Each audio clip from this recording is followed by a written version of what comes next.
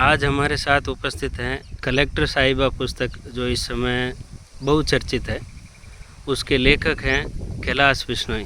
आइए हम उनसे बात करते हैं। कैलाश जी, आपने कलेक्टर साहिबा जो पुस्तक लिखी है, जी। ये कब लिखी और कैसे इसकी शुरुआत हुई? ये कलेक्टर साहिबा बुक पिछले साल हमने पब्लिश की थी और 2022 में मैंने लिखना शुरू किया था, जून 2022 में, और 5-6 महीने में लिख करके मैंने पब्लिश होने के लिए दे दी थी। मुझे सबसे पहले किताब लिखने का आइडिया आईएएस की तैयारी के दौरान ही आया, क्योंकि बहुत सारे मेरे फ्रेंड सर्कल में ऐसे लोग थे जो लगातार है वो सिविल सेवा के अटेम्प्ट दे रहे थे, कुछ सेलेक्ट हो रहे थे, कुछ दोबारा एग्ज़ाम में बैठ रहे थे। तो सफलता और असफलता मेरे आसपास बहुत सारे फ्रेंड सर्कल में देखने को मिल रही थी। तो सफलता, कुछ लोग आईएएस में सेलेक्ट हो रहे थे, कुछ पीसीएस में सेलेक्ट हो रहे थे, कुछ आईपीएस बन रहे थे, और मैं लगातार अटेम्प्ट पर अटेम्प्ट देते जा रहा था और मेरा सिलेक्शन नहीं हो रहा था।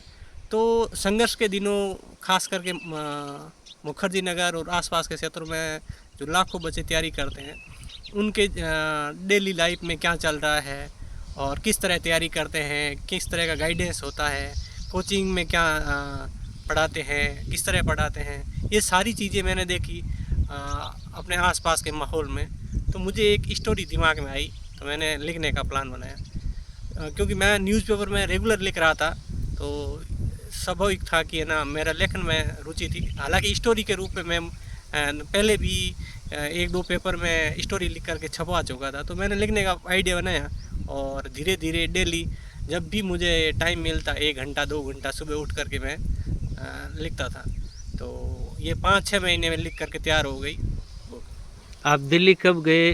गांव में आपकी शिक्षा जो है वो कहाँ हुई थी? मेरी शुरुआती शिक्षा है वो हंसा देश में हुई, पहली से 5वीं कक्षा तक। फिर मैंने सीनियर सेकेंडरी स्कूल जाटावास जो लोहावट में ही है, वहाँ से मैंने 12th पास किया। और 12th पास करने के बाद में मैंने ग्रेजुएशन है वो जयनारायण व्यास यूनिवर्सिटी से किया, बीएससी। और फिर बीएससी कंप्लीट करने के बाद में मैं दिल्ली चला गया।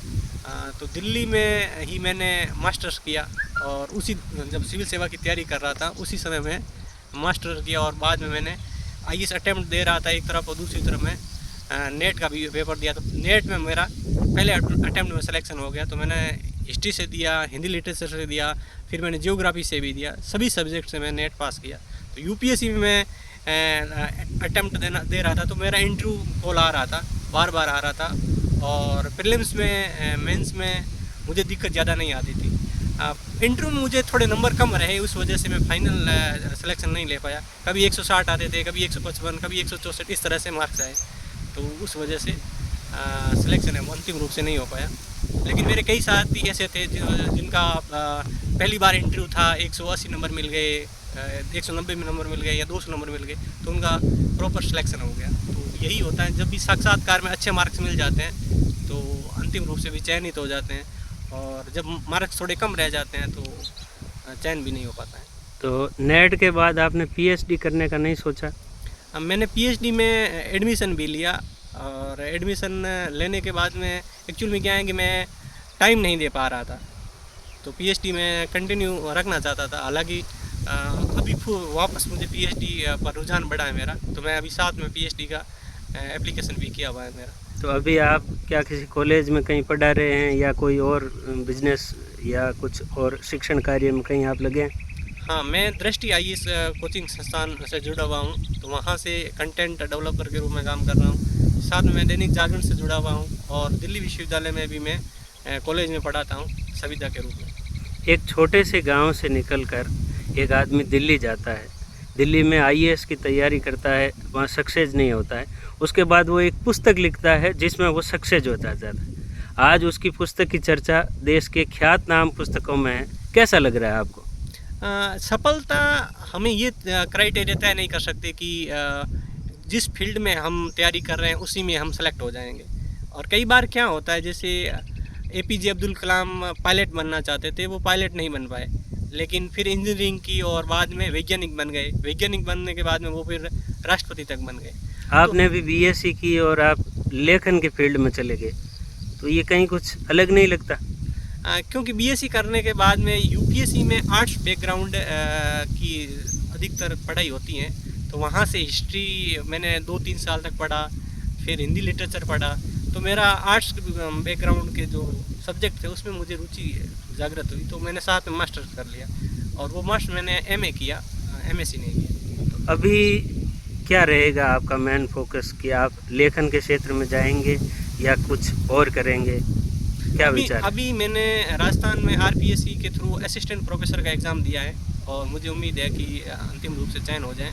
तो मेरा असिस्टेंट प्रोफेसर के रूप में मैं कॉलेज में पढ़ाना जारी रखूँगा। साथ ही साथ मैंने 3 किताबें लिखी हैं, उसमें एक पब्लिश हो चुकी हैं, दूसरी प्रिंट होने गई हुई हैं, वो यूपीएससी एसए से जुड़ी हुई है, और तीसरी अभी अगस्त में आएगी। ये कलेक्टर साहिबा का पार्ट 2 होगा।